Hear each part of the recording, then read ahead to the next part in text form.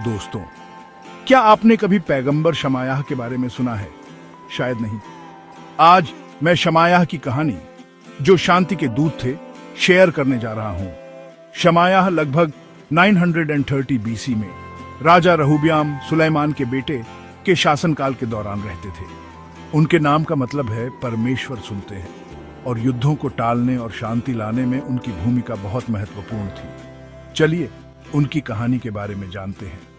जब राजा सुलेमान का बेटा रहूब्याम राजा बना, तो उसने बड़ों की अच्छी सलाह को अनसुना कर दिया और जवान लोगों की बात मान ली। इससे विद्रोह हुआ और यारोबाम उत्तरी राज्य का राजा बन गया। बंटे हुए राज्य को फिर से एक करने की इच्छा से रहूब्याम ने यारोबाम के खिलाफ युद्ध करने की योजना बनाई। लेकिन परमेश्वर का कुछ और ही विचार था। उन्होंने रहूब्याम को संदेश देने के लिए शमायाह को भेजा।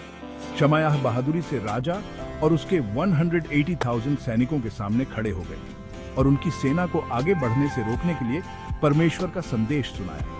हैरानी की बात है कि रहूब्याम और उसकी सेना ने परमेश्वर की बात मानी और बिना लड़े घर लौट गए। इस आज्ञाकारिता ने एक खूनी गृहयुद्ध को होने से रोक दिया। बाद में यहूदा को मिस्र के राजा शिशक से एक और खतरा पैदा हुआ। शिशक की विशाल सेना, जिसमें 60,000 घुड़सवार और 1,200 रथ शामिल थे, यहूदा की ओर बढ़ रही थी। रहूब्याम के शासन में राष्ट्र ने परमेश्वर को छोड़ दिया था, जिससे यह मुसीबत आने वाली थी। एक बार फिर शमायाह ने उन्हें उनके पापों के बारे में चेतावनी दी और रिपेंट करने का आग्रह किया। नम्रता के एक शक्तिशाली प्रदर्शन में राजा और राजकुमारों ने प्रभु के सामने खुद को नम्र किया। परमेश्वर ने उनकी प्रार्थना सुनी और उन्हें पूरी तरह से बर्बाद होने से बचा लिया। हालांकि उन्हें नुकसान हुआ, लेकिन शिशक ने उन्हें पूरी तरह से खत्म नहीं किया। शमायाह के बहादुर इंटरवेंशन से नेशनीय रिपेंट का एक क्षण आया और एक बड़ी आपदा टल गई। कल्पना कीजिए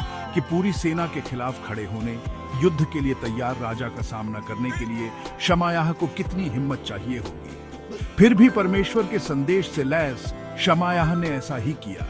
रहूब्याम, जिसने शुरू में ईश्वरीय ज्ञान को नजरअंदाज कर दिया था, अब उसने सुना और माना।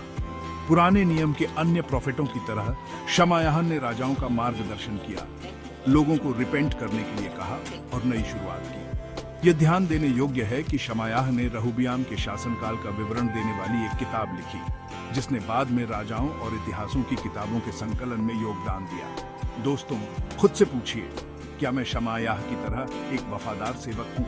क्या मैं परमेश्वर की आवाज सुनता हूँ और चाहे कुछ भी हो जाए, साहसपूर्वक उनका संदेश शेयर करता हूँ?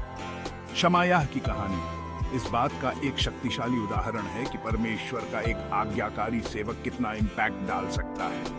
आइए हम शमायाह की तरह बनने का प्रयास करें, परमेश्वर की सुने और अपनी दुनिया में शांति के दूत बने। अगली बार तक विश्वास बनाए रखें और प्रेरित रहे।